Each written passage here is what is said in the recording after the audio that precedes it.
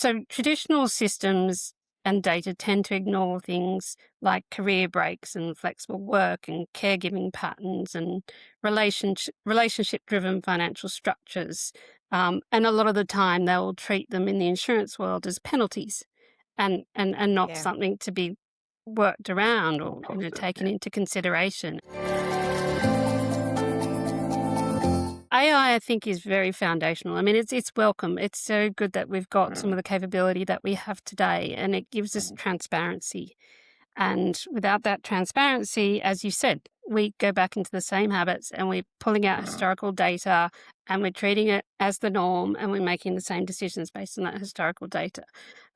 So traditional systems and data tend to ignore things like career breaks and flexible work and caregiving patterns and relationship-driven financial structures.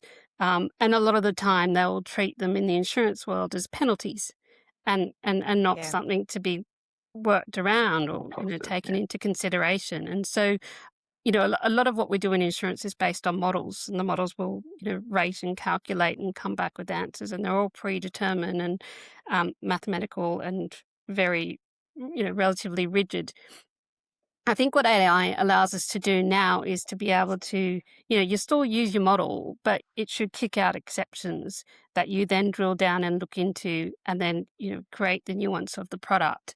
Um, so, it'll be things like how does the model treat a woman returning from parental leave? Or, would a model recognize signs of financial abuse? Um, those sorts of things. What else? Like because models tend to value stability over everything, and that's the thing. yeah, It's these sort of interruptions in the model that Mm, I'm trying to call out that you need to sort of look into. yeah, I think over time we'll become more sophisticated and we'll be able to build around them and get more subjective decision making into, what is the woman yeah, going through in her career and how does that uh, translate into a risk for insurance and how do we cater for that?